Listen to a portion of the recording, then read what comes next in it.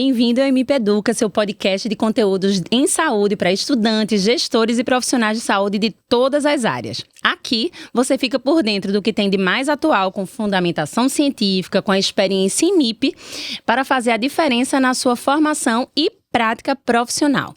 Hoje, estou com 3 convidados aqui, muito bem servida de pessoas que têm muito a acrescentar sobre o tema da obesidade. A gente vai tratar a obesidade num pilar realmente multiprofissional e para isso, hoje, eu quero convidar Humberto Barbosa, que é doutor em nutrição, mestre em bioquímica e fisiologia, é especialista em reabilitação cardiometabólica, é profissional de educação física e preceptor de educação física nas residências multiprofissionais em saúde da pessoa idosa e cuidados paliativos do IMIP. Seja bem-vindo, Humberto. Muito obrigado. É um prazer estar aqui com vocês, participando desse momento. Que bom. Vamos lá, vai ser ótimo mesmo. Vou chamar também aqui, apresentar a Mônica Mello. Mônica Mello é psicóloga, clínica e hospitalar, é doutora em saúde materna e infantil, atua no laboratório de avaliação psicológica e integra a equipe de tratamento da obesidade aqui do IMIP, é docente da FPS na graduação e na pós-graduação. Seja bem-vinda, Mônica. Obrigada, vai ser bom, né? Vai. Conversarmos aqui sobre esse assunto. Vai ser sim. Nosso terceiro convidado hoje é Dr. Gustavo Miranda Filho. Ele é médico clínico, membro da Sociedade Brasileira de Clínica Médica e preceptor da residência de Clínica Médica do IMIP e do Real Hospital Português. Seja bem-vindo. Obrigado, Larissa. Obrigado, pessoal. Agradeço muito o convite. Sou entusiasta do tema, adoro conversar sobre obesidade e vamos lá. Vamos lá, olha aí, tá vendo? Acho que a gente tá aqui entre profissionais que gostam de conversar sobre esse tema de hoje. Realmente é um tema extremamente relevante. A gente está falando de uma condição que hoje atinge mais de 2 bilhões de pessoas no mundo. 2 bilhões de pessoas no mundo estão acima do peso. A gente sabe que a obesidade ela é responsável por uma série de doenças de mortes evitáveis e a gente vai conversar sobre isso também. Outra informação relevante que a gente já queria assim contextualizar, mostrar para vocês o tamanho do problema que a gente vai conversar hoje é que desde 1975 a população de obesos triplicou no mundo. No Brasil, cerca de 60% da população está acima do peso, mais de 20% obesa, segundo o Vigitel. E na infância, isso ainda assumiu uma proporção bem alarmante. Desde os anos 80, quase quadruplicou o número de crianças e adolescentes obesos, né, no Brasil, no mundo. E aí eu vou começar conversando com vocês e querendo saber, logo eu falei aqui de condição, mas eu vou começar perguntando a Gustavo. A obesidade é uma condição, é um estilo de vida ou é uma doença? É muito importante, Larissa, a gente pontuar de que a obesidade é uma doença, né? Com critérios diagnósticos, com definição, tudo. E não estilo de vida, não escolha, né? A gente tem esse tabu, e aí isso, quando a gente vai ver nos estudos, é um dos principais pontos de que a obesidade não é realmente bem tratada no mundo todo. Um dos pontos, na verdade, existem outros que a gente vai também debater durante o decorrer do podcast, mas o principal ponto é que não é encarada como doença, nem pelo médico, nem pelo paciente. E aí, dificilmente o paciente vai chegar para o médico com essa queixa, e dificilmente o médico vai abordar se o paciente não se queixar, sabe? Isso é um ponto que a gente precisa, primeiro de tudo, quebrar e começar a discutir sobre, sabe? Eu acho que esse podcast é essencial também para a gente levar essa informação para a população, para quem estiver ouvindo, enfim, e que debata sobre esse tema, né? A gente tem o sobrepeso, que é a partir de 20, exatamente, o sobrepeso a partir de 25 até 29,9, com a obesidade a partir de 30 no IMC. O IMC é o cálculo que a gente faz, né? Que é o peso sobre a altura ao quadrado. E a gente tem os graus, obesidade grau 1, grau 2, grau 3, de acordo com o nível do IMC. E aí a gente tem diferentes tratamentos de escolha para cada IMC. E é muito importante que isso seja abordado na consulta, né? Na consulta do profissional que esteja com aquele paciente, independente se ele se queixar daquilo. E aí, um dos tabus que a gente coloca tem medo de falar sobre porque acha que o paciente não está preparado. Tem medo de falar sobre porque o paciente não falou sobre aquilo. Tem outras demandas a serem abordadas. A gente sabe que é tão importante, e a gente sabe desses números que você trouxe aí também, a relevância desses números que você trouxe pra gente, que além de tudo a obesidade traz muita morbidade e aumenta a mortalidade da população, né? Então é muito importante que a gente comece a conversar e diagnostique e trate. Perfeito.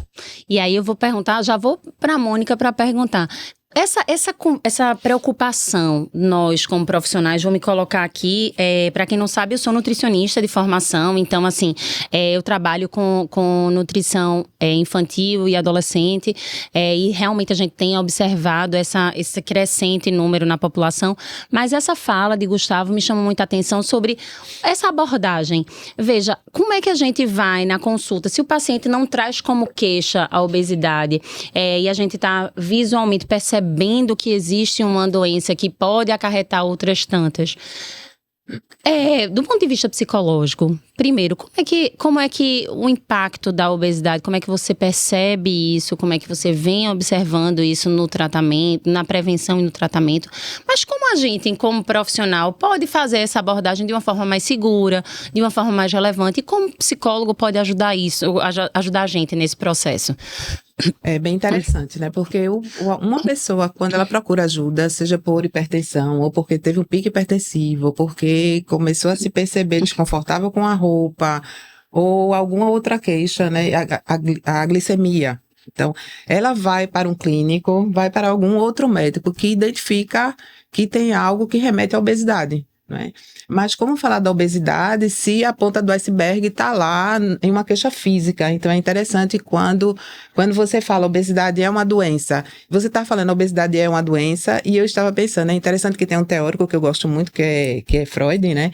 Então Freud tem uma máxima lá na literatura que ele diz que o viver não é nada mais nada menos que a nossa forma de morrer. Então os adoecimentos são comportamentos, né, ao longo da vida. Então, a minha forma de viver é minha condição do adoecimento. Então, é interessante porque a obesidade, ela emerge como um estilo de vida, como um comportamento, como um jeito de ser. E a pessoa, ela, às vezes, não suporta saber que ela é doente da obesidade. Porque remete à culpa. Né? Eu me tornei obesa porque eu quis fazer isso, foi o meu comportamento. Então, muitas vezes o profissional, ele vai perguntar, olha, como é que está a sua alimentação? Olha, vai ter que mudar o estilo de vida, vai ter que... Então, isso às vezes aciona uma resistência até no paciente, porque ele não vai querer lidar com isso aí. Isso. Né? É uma sentença aí, não quero.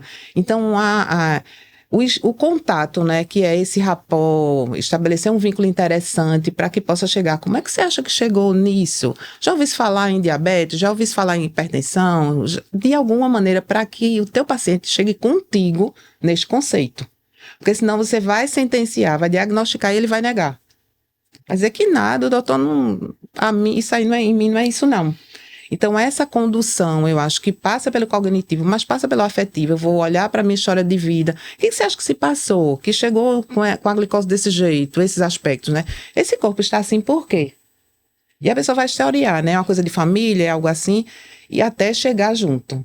Muito importante, Mônica. Isso vai no contrafluxo de tempo de consulta, né? Perfeito. Mas eu acho que a gente perde tempo na consulta, uma consulta demorada, mas ganha mais lá na frente com adesão, sabe? Perfeito. Então, é bem interessante ver por esta via. Eu acho que a psicologia é muito por isso, né? Muito bom, muito bom. E aí, como a gente já comecei falando que a gente estava aqui num fórum multiprofissional, porque, de fato, a gente entende que nenhum profissional sozinho vai conseguir prevenir, tratar a obesidade, né, por ser multifatorial.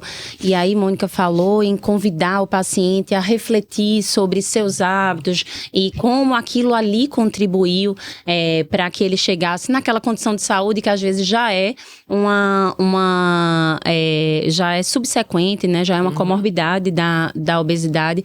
E aí eu te pergunto, Humberto, como estamos enquanto população, enquanto sociedade, levando em consideração a atividade física, que a gente sabe que é um pilar importante de prevenção, como estamos, assim, em termos numéricos? Como é que você vê no seu dia a dia, na sua prática, como é que as pessoas estão encarando? Sempre a educação ou a atividade física, ela vem como uma coisa, eu preciso tratar, estou ali com aquela condição, ou as pessoas estão olhando mais a atividade física como um pilar de prevenção? O que é que você acha? Bem, a população mundial é em torno de 5% que pratica atividade física. E essa atividade física é aquela que é voluntária, conceitual. O que é atividade física? Né? Qualquer movimento produzido pelo corpo e que tem um gasto calórico acima do nível de repouso. Então, essa é a atividade física. Então, a população por si só já faz atividade física. Mas o exercício físico, que é aquilo que é sistematizado, que tem objetivo específico para melhorar uma função, ainda é muito baixa. Em torno de 30% da população faz exercício físico sistematizado, periodizado, né, e prescrito por um profissional de educação física. A população obesa, nessa perspectiva, eu gosto de fazer essa relação, que é uma condição crônica, multifatorial, que está associado ao excesso de energia crônica. E isso leva à redução da qualidade de vida, do tempo de vida. Só que nesse período, o estilo de vida, que vai estar diretamente relacionado com a qualidade de vida, é muito reduzido. Em especial, pelo excesso de peso, que diminui função. Então, como eu sou da parte de exercício físico, né, as pessoas diminuem o nível de atividade física, né, então tem um comportamento mais sedentário, porém, para se expor, é como se fosse um tabu hoje em começar um programa de exercício físico, porque criaram que a ideia, as pessoas pensam que o ambiente de exercício em academias é um ambiente muito que é oposto para um indivíduo com obesidade. Então, eu acredito que parte da população obesa que não pratica exercício sistematizado, existe um tabu que foi criado que aquele ambiente não seria um ambiente adequado, que pelo contrário, é um ambiente que é propício para você contribuir para a melhora clínica daquele paciente, que não é só o peso, a gente não está olhando para o paciente obeso o peso, mas sim por comorbidades que estão associadas, que o exercício físico vai contribuir de forma significativa para melhorar cada condição. A hiperglicemia, a dislipidemia, a hipertensão e, como efeito colateral, eu sempre falo, vem a redução do peso e melhora de função. Perfeito. Então, a gente, olhando por um pilar mais amplo, a gente está falando de uma doença evitável, porque a gente tem o estilo de vida como um pilar realmente que vai interferir, aliás, que vai determinar que a gente precisa entender o ser humano como um todo, né? O olhar integral sobre o ser humano, mas a gente está falando de uma doença que tem como comorbidade, que tem como impacto na saúde a diminuição do tempo de vida.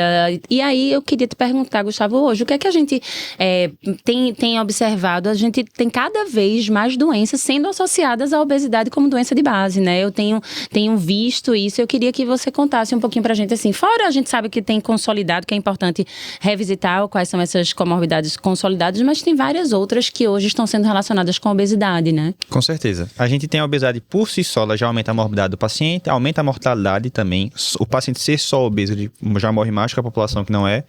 E aí a gente sabe de todos o gancho que ela puxa. Hipertensão, diabetes, que são as mais batidas, né? Síndrome metabólica de uma forma geral. Isso leva a doença arterial coronariana, né? Aumento de risco cardiovascular também de uma forma geral. Aumento de mortalidade por consequência também, né? Então, dentro daqueles fatores de risco mais associados à doença cardiovascular, a obesidade também está ali entre os principais 5 primeiros, né?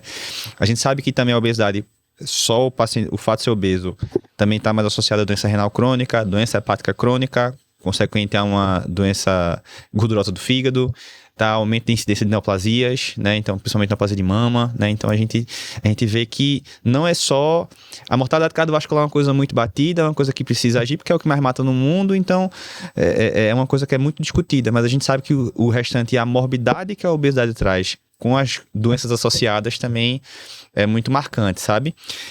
A gente sabe também que o tratamento faz com que essa mortalidade diminua. Então, não é só sou obeso, tô fadado àquilo. Não. Você é obeso, você tem tratamento e você vai reduzir sua mortalidade. Você vai aumentar a sua expectativa de vida se você tratar. Perfeito. Tem um estudo populacional bem interessante, foi publicado no Lancet em 2016, também trazendo esses números super alarmantes, e uma coisa que ele trouxe era de que a mortalidade do paciente obeso mórbido, que é aquele obeso grau 3, né, com IMC acima de 40, é bem semelhante à mortalidade do cigarro, por exemplo, entende? Então é uma coisa que a gente precisa realmente focar, porque tratando, diminui a mortalidade.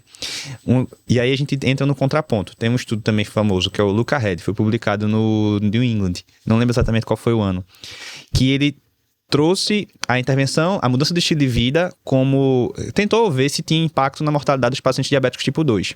O estudo por si só não mostrou não mostrou alteração de mortalidade. Mas uma análise pós-hoc, que foi publicada depois, em 2016, no Lancet, mostrou que quanto maior a perda de peso, maior associada a diminuição e impacto na mortalidade em si, sabe? Quando a gente tinha análise de subgrupo, a gente realmente tinha impacto quando a gente tinha uma perda de peso mais significativa, sabe? Então a gente sabe que isso é uma verdade, sabe? Perfeito. A gente precisa agir nisso. Perfeito. Precisamos agir mesmo. A gente está falando realmente de várias comorbidades evitáveis aí e como é importante essa mudança no estilo de vida, né?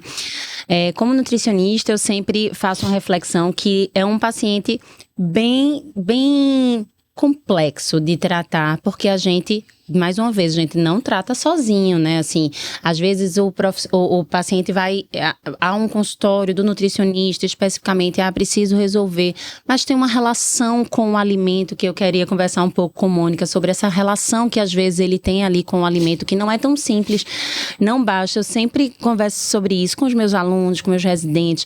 Gente, não basta a gente ter, assim, todo o conhecimento técnico e saber fazer um plano alimentar super correto do ponto de vista quantitativo, qualitativo, ali X calorias, um percentual de proteínas correto, que tenha como objetivo preservar massa magra no emagrecimento, se eu não entender a relação e o comportamento que o paciente tem com a comida. Estabelecer metas super altas. Ele precisa perder X em tanto tempo. E às vezes ele vem com isso. Eu quero perder 10 quilos em um mês.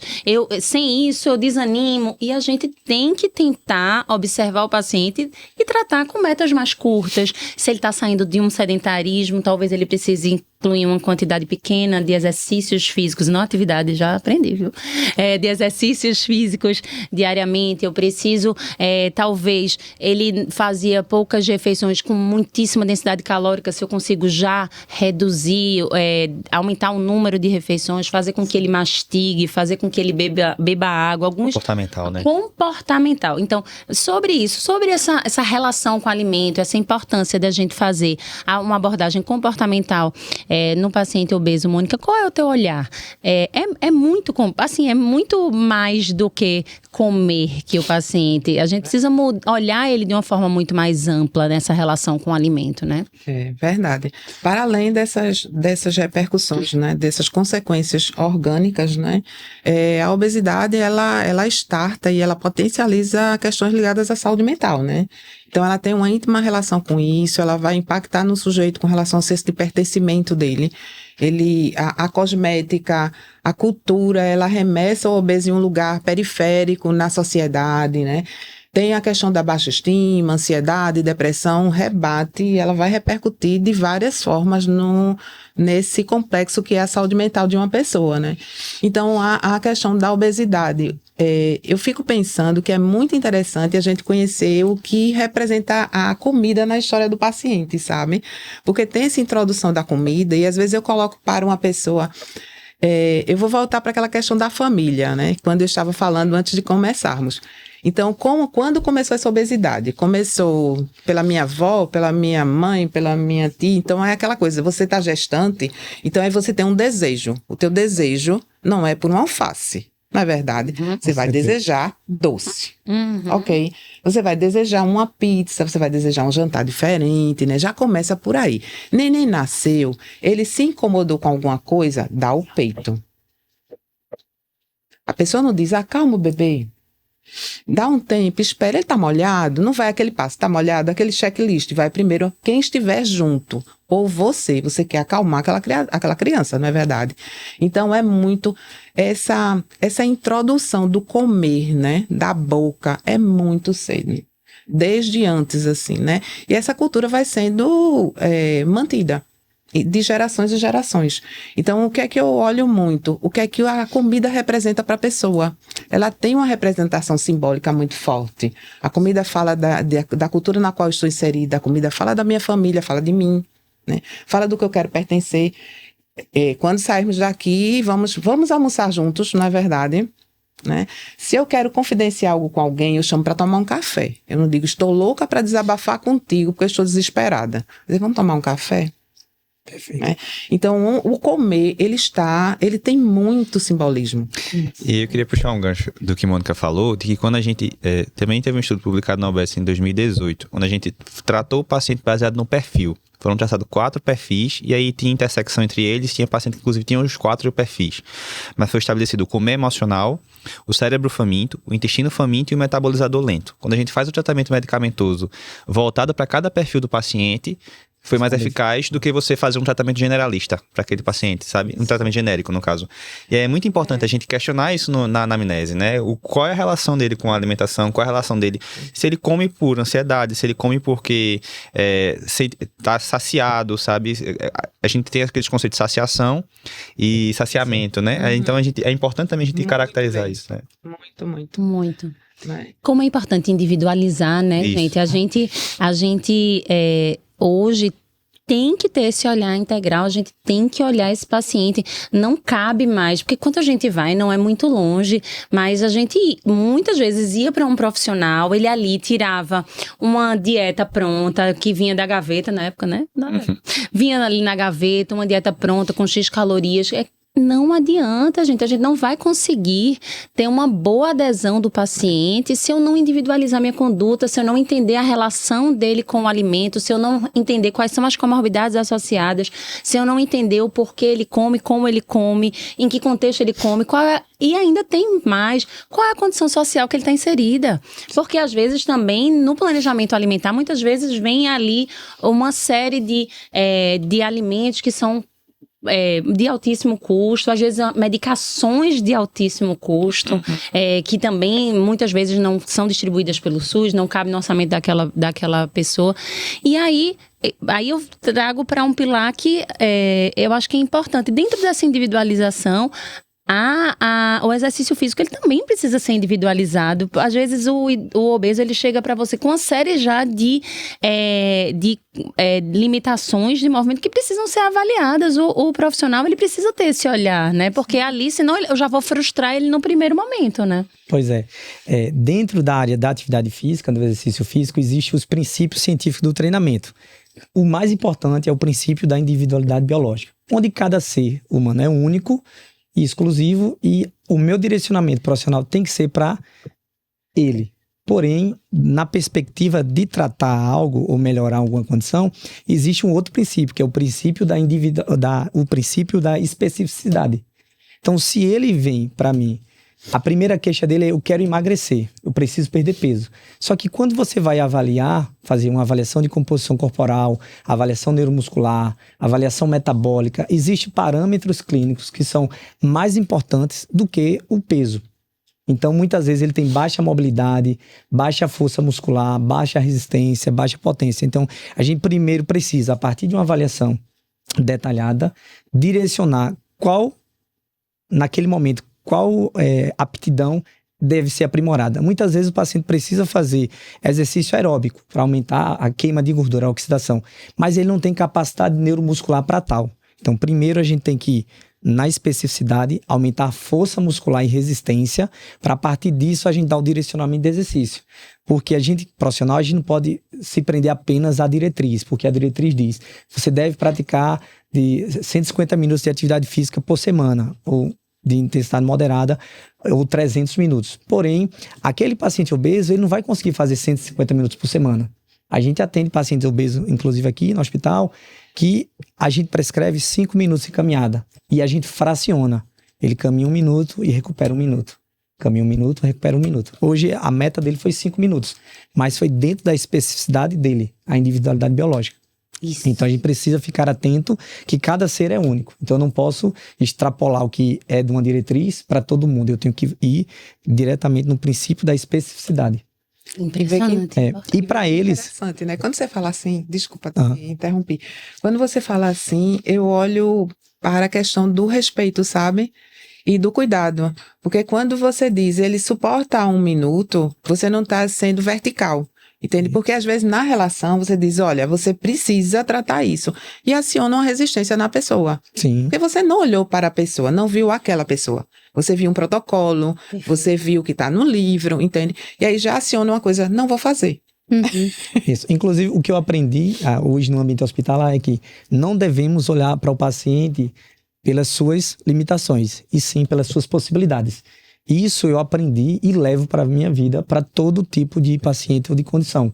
Porque quando você vai ver, ele vai chegar no ambiente porque acha que vai começar um exercício mais intenso, mas ele vai perceber, poxa, ele vem no meu limite. Então, se eu consigo fazer apenas sentar e levantar, e ele me oportunizou, porque muitas vezes o pessoal quebra isso, poxa, eu vou me expor, eu acho que exercício é aquela coisa extrema, né, de bodybuilding, mas não é. E quando você sistematizar o que você vai dentro da sua possibilidade, inclusive quebra, porque ele chegou para você querendo perder peso, mas ele vai ver que tem outras condições que é mais importante do que o próprio peso. A redução do peso vai ser um efeito colateral, associado à dieta, tratamento farmacológico e à mudança do estilo de vida. Pois é, como é importante, né, esse olhar. E outra coisa que nesses dados, assim, que me chamou a atenção, realmente é o crescimento da obesidade, do sobrepeso. É uma coisa que eu tenho observado muito na minha prática clínica, nas crianças e nos adolescentes. Gente, se a gente tá pensando em tudo que a gente tá tendo dificuldade de tratar nesta geração, a geração que vem para serem os adultos das próximas décadas, nos chama a atenção, nos acende assim um alerta muito grande sobre a importância da gente fazer abordagens agora, né, assim, nessa população, e essas abordagens, elas precisam partir, assim, eu gostei muito do ponto de vista de Mônica trazer essa reflexão de como nós, como pais, como cuidadores dessas crianças, a gente já precisa ser o exemplo, né? Como a gente... Isso perpassa por todas as nossas áreas. É muito difícil. Eu muitas vezes pego no consultório aquela família que diz assim: mas ele só come salgadinho, biscoito, aquelas balinhas que a base de goma, né, assim, bem ricas em corantes, alimentos ultraprocessados. Ele só aceita isso. Eu sempre faço essa reflexão, mas quem adquire a refeição da família? Quem é que faz a feira? Essa criança participa da feira, ela vai lá, ela participa na hora de preparar o alimento, ela está ali envolvida no processo, ela tem exemplos de uma boa alimentação, de uma atividade física regular, ela consegue acolher os sentimentos dela e falar sobre os sentimentos, que isso é muito importante para não ter uma relação diferente com o alimento, ela consegue entender o que é que a obesidade pode trazer de repercussões. Então, assim, a abordagem na criança, ela é algo na criança e no adolescente é algo que perpassa todos esses ambientes sociais e essa corresponsabilidade da família, dos cuidadores, da escola, né, desses ambientes aos quais eles frequentam, né? São os 4 pontos, acho que é o indivíduo, a família, a sociedade e o governo, né? São 4 coisas que a gente precisa de tá falando a mesma língua, né? O indivíduo preocupado com si próprio, a família inserida naquele cuidado. Então, a gente entra até num problema aí, eu já até, a gente vai viajar também, né? Aquela coisa de... Adoro. Problema social, né? Aquela aumento do poder aquisitivo de população mais pobre. Essa população mais pobre teve mais acesso, em algum momento da vida não teve, agora quer proporcionar para o filho. Então, até nisso a gente tem que pensar, sabe? Assim, será que você tá com um comportamento errado? Por quê? E aí agir não só... nessa parte no indivíduo, né? Agir na família, né? Por que você está tendo esse tipo de comportamento? O que é que trazia isso no passado, né? O que é que você carrega com você no passado disso? Então, e além disso, a sociedade e escola, acho que é essencial a gente ter mudança de essa educação, né? Vida à escola em si, né? Dessa questão de mudança de estilo de vida, de você estar inserido também com essa preocupação e governamental também, né? Então, a gente sabe que o acesso ao tratamento da obesidade é muito pobre hoje em dia, né? Medicação super cara, são muito novas. Medicação super cara. Tratamento farmacológico de obesidade no SUS não existe. Assim, é só medicação off-label que a gente tenta traçar para determinado perfil do paciente, mas que eficácia não tem a mesma, sabe? O que a gente tem meio estabelecido é cirurgia bariátrica. E aí a gente tem também indicações restritas. Então, é uma dificuldade muito grande, né? Sobre essa questão da individualidade, todas as pessoas, elas vão necessariamente ter um gasto metabólico X, Y, essa estimativa, ela é fácil. Como é que a gente individualiza quando, do ponto de vista, assim, multiprofissional, mas no seu olhar, como é que a gente pode individualizar melhor esse tratamento? Pra gente perder peso, necessariamente a gente tem que ter déficit calórico, né?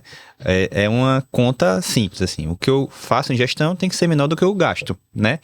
Isso envolve dieta e exercício físico. O exercício físico entra quando a gente vai estabelecer o gasto metabólico basal. Quando eu tô parado, todo mundo aqui tá parado, tá gastando caloria, tá gastando energia, né? E tudo que eu faço a ingestão, o corpo transforma em caloria pra gente gastar de energia, né? Transforma em energia pra gente gastar. Se a gente não gasta, a gente acumula. A principal forma que a gente tem de acumular, glicogênio no músculo e no fígado, que tem um estoque X. Tem uma saturação. Os estoques de glicogênio são saturados. A partir do momento que saturou, vou acumular em forma de gordura, que aí é ao infinito e além, né? Uhum. A gente vai acumulando e conforme a gente vai gastando, a gente vai tirando da reserva que a gente já tem. Então, necessariamente, o que eu tenho? Gasto calórico, gasto metabólico basal, e aí envolve o exercício físico, e aí exercício resistido, exercício aeróbico, tem essa função de aumentar o gasto metabólico basal. Somado ao que eu gasto com exercício físico praticado, tem que necessariamente ser maior do que o que eu faço a ingestão de caloria. Isso envolve, isso a gente define déficit calórico e é o pilar para a gente perder peso. E quando a gente vai para o tratamento, seja medicamentoso, seja envolvendo o tratamento cirúrgico, a gente sempre obedece esse princípio de déficit calórico, né? Não tem nada que faz eu aumentar meu metabolismo, né? A gente necessariamente ou faz eu aumentar minha saciedade ou faz eu absorver menos. A cirurgia faz a gente absorver menos, né? Ou a gente se alimentar menos, porque diminui o tamanho do estômago, seja pelo sleeve, seja pela desabsortiva. Quando a gente vai para o tratamento medicamentoso, os análogos do GLP-1, que são assim, os que estão mais em alta hoje em dia, liraglutida, semaglutida, né? Que são as canetinhas famosas. Todos eles promovem diminuição de ingesta. Então, tudo faz com que a gente promova déficit calórico, né? Então, quando a gente fala em redução de ingesta, vamos de novo pensar sobre essa relação que a gente tem com o alimento e que, às vezes, existe uma coisa assim de se premiar, né? Às vezes, que é uma outra coisa que é importante a gente lembrar e observar. Às vezes, eu tive um dia tão desgastante, eu tive um dia tão cansativo, eu fiz tanta atividade física hoje, então no meu final do dia, que é aquela hora assim, que o corpo tá bem propenso a absorver aqueles nutrientes, aí eu faço uma refeição Uma torta. eu mereço. Recompensa. Eu preciso de dopamina. Eu preciso, então isso existe, então é importante que a gente entenda que também essa premiação não precisa ser necessariamente vinculada ao alimento. E isso tá lá atrás também, né, Mônica? Muitas vezes nessa relação que a gente estabeleceu de compensação com o alimento, né? E aí, eu queria te perguntar, Humberto, teu olhar sobre isso. Dessa questão da individualização e como a gente pode... o educador físico, aliás, o profissional da educação física, olha, me corrigindo, a gente aprende muito, a gente aprende mais que vocês, viu, gente, de casa. Me diga aí, seu olhar. Como ele bem falou, essa questão de pensar em gasto energético, né? O exercício físico, ele vai ser uma estratégia muito interessante, principalmente pelo baixo custo. Tá? Então, você consegue gastar energia simplesmente por se movimentar. Então, a gente consegue fazer exercício físico organizado todos os dias da semana com baixo custo. Só que, além disso, eu costumo sempre falar, você nunca vai se arrepender de ter ido na academia ou ter ido na praça e feito uma atividade física.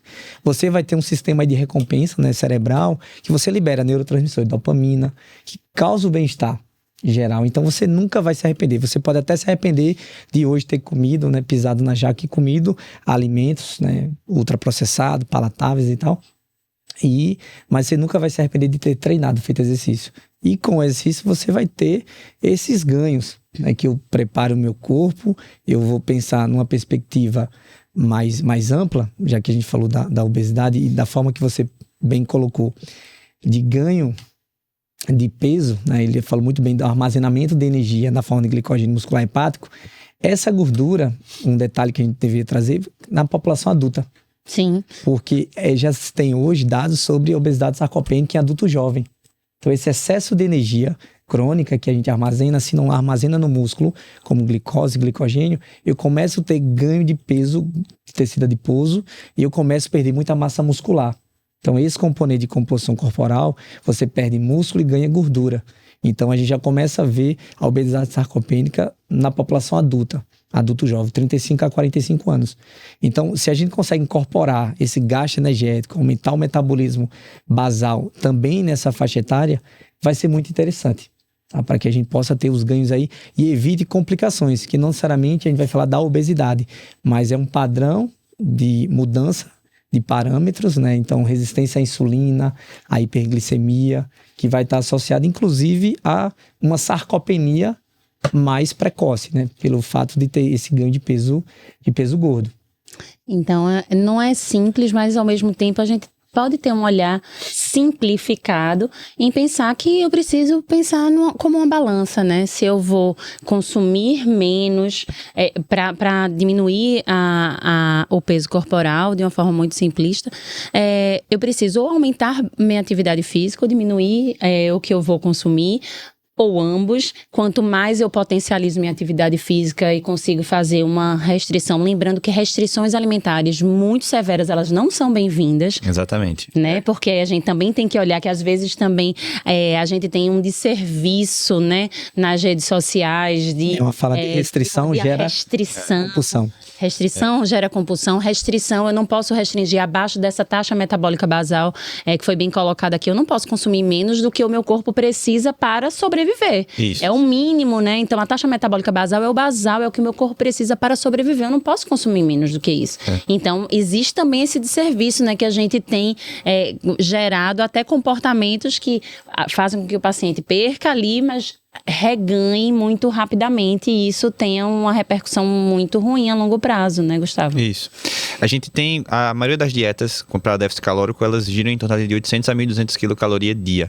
Abaixo disso, a gente já tem prejuízo. A gente teve estudo comparando, né, 400 com 800 calorias, isso, as duas dietas restritivas, e o 400 não foi mais eficaz, e pelo contrário, diminuiu a taxa metabólica basal. Então, isso promoveu uma menor perda de peso. Então, 800 a 1.200 calorias dia já promove um déficit calórico bem significativo.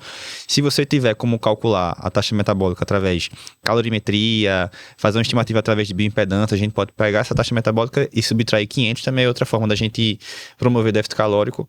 E aí, por isso que é essencial a avaliação física com um profissional de educação física, com um nutricionista, né, para a gente poder fazer essa estimativa de uma forma geral. De uma forma geral. Individualizar o cuidado, considerar que existe uma equipe multi, essa equipe multi, ela é essencial, porque a gente muitas vezes já não conseguiu o sucesso que a gente precisaria no tratamento, porque a gente não tinha, por exemplo, um psicólogo na equipe, na sua equipe multi, olhando qual era essa relação também desse paciente com o alimento que precisa perdurar. A gente precisa de ganhos sustentados, né, gente? Porque também essa perda, esse reganho também é muito deletério à saúde, né? E quando o Gustavo fala, me remete a pensar o quê? Eu acho que nós precisamos, de modo geral, enquadrar o alimento no lugar dele, né? Isso. O alimento como combustível, o alimento como algo que faz o nosso corpo movimentar bem e tudo. E essas questões simbólicas a gente deixar para outros lugares também, né? Redistribuir esse simbolismo aí. Porque o foco do alimento é exatamente esse. Quando você tá falando, né? Ele tá colocando. É o combustível, é lá o postinho da gasolina, né? Você vai lá e coloca. E é para isso. E a gente vê que os pacientes, eles alcançam mais eficácia no tratamento quando ele entende isso.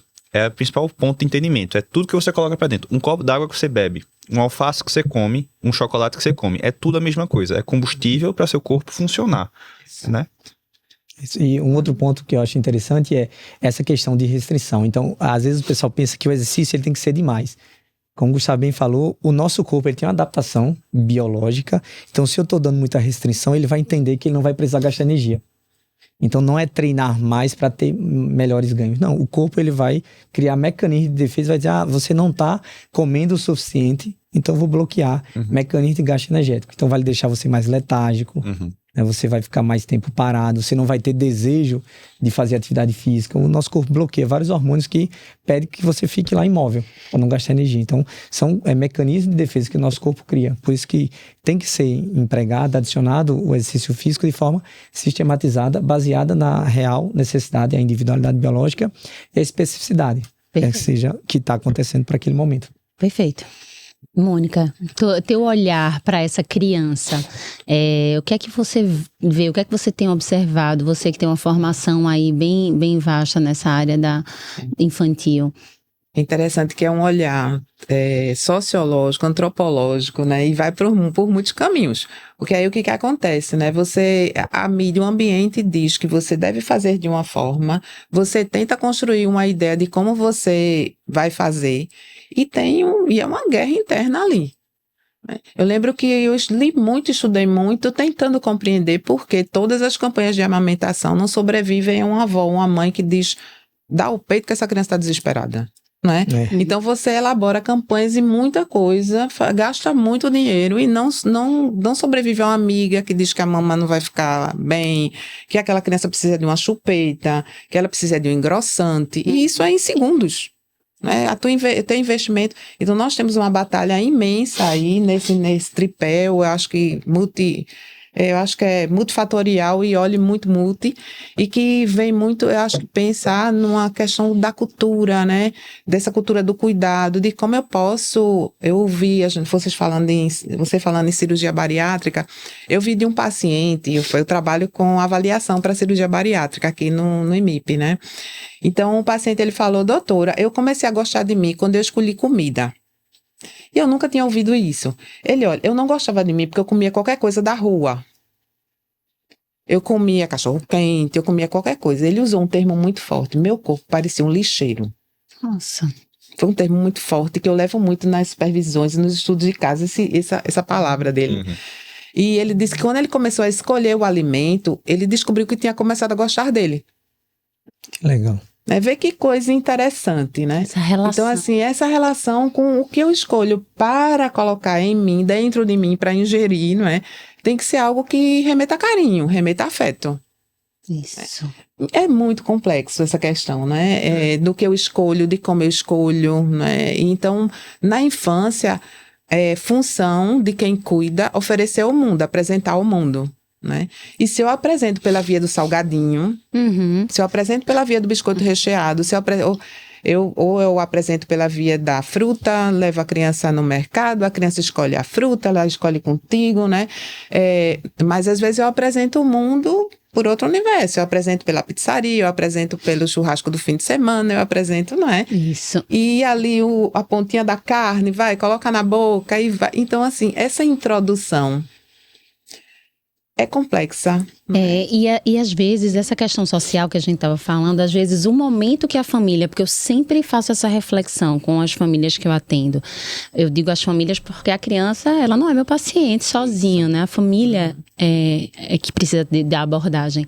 E aí eu sempre faço essa reflexão, se o único momento em família que a gente tem, que todo mundo está alegre, contente, é diante de um prato de alimentos hipercalóricos e que vão ser...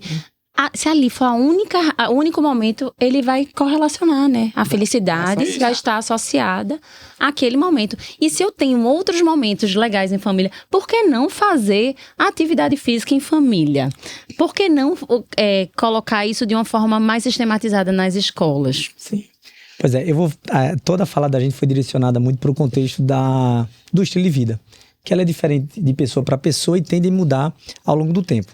Aí, é isso que é falado, né? Por exemplo, eu vou dar um exemplo, um paciente que eu atendi, eu passei um ano tentando levar um paciente amigo, a gente colega de infância, que foi um ano para levar ele para o consultório. E o paciente, ele tem obesidade, grau 2, mas sempre foi ativo. Pratico capoeira já há 20 anos, ele treina capoeira comigo, e para levar ele e ele aceitar foi uma complexidade, mas a fala dele é: Humberto, eu sou pobre, eu não tenho dinheiro para fazer uma alimentação saudável.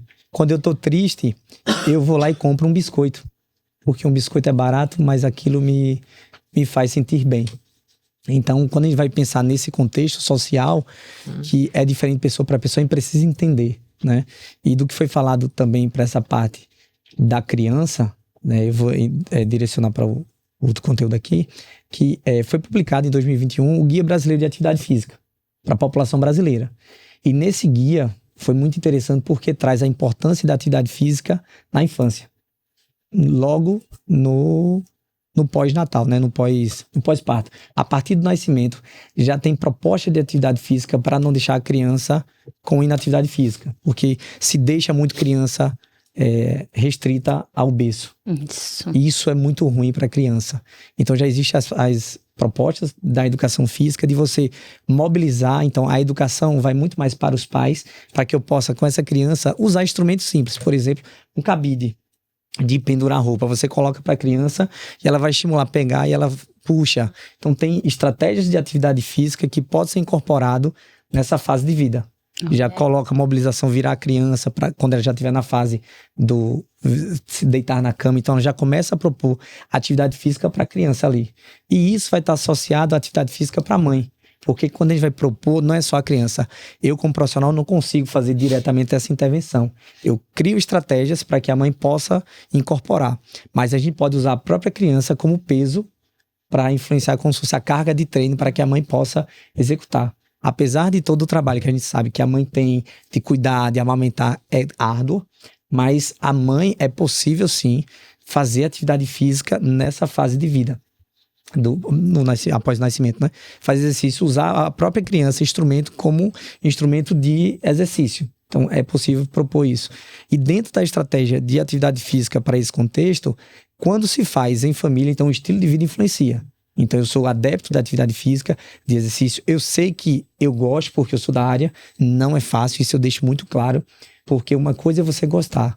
Outra coisa é você fazer pela necessidade da doença. Mas se eu consigo incorporar isso na rotina da minha família, é muito importante. Porque em todo o período gestacional da minha esposa, ela conseguiu fazer atividade física. E meus filhos eu coloquei, porque a gente expõe, a gente usa como o exemplo. Né? Você é o exemplo para muitas pessoas. Então, você consegue direcionar a atividade física e não é difícil. As recomendações de atividade física para criança é correr, brincar, saltar, pular corda. É muita atividade que dá para fazer para criança. É brincar. Não precisa diretamente você colocar uma criança para fazer exercício físico sistematizado. Estruturado. Não precisa.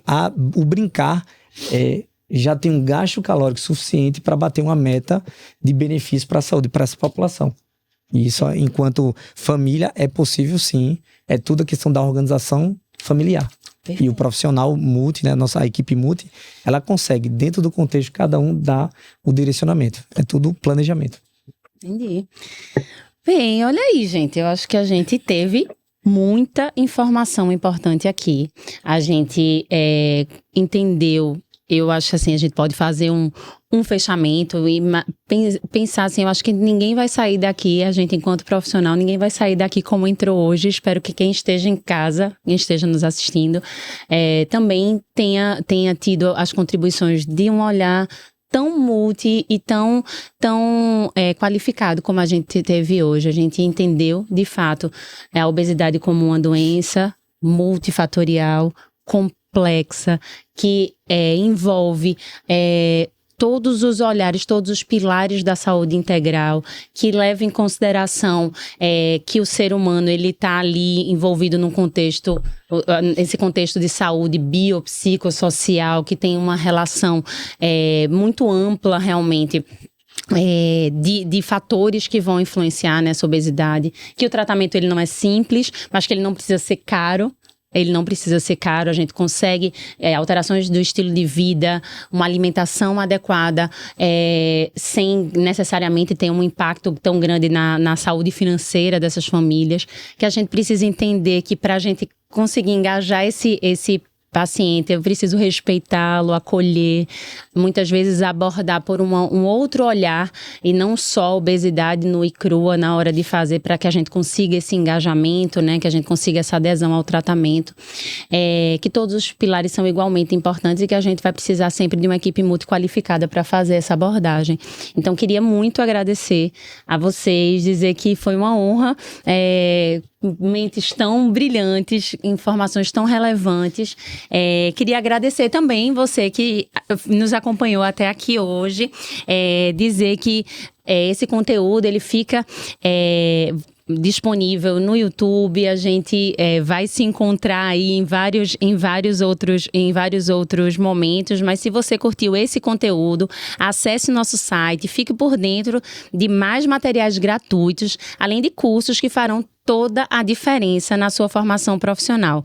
Não deixa de se inscrever no nosso site. Você que está ouvindo nas plataformas digitais, a versão em vídeo está disponível no YouTube. Não deixa de se inscrever no nosso canal e seguir nossas redes sociais e interagir bastante conosco.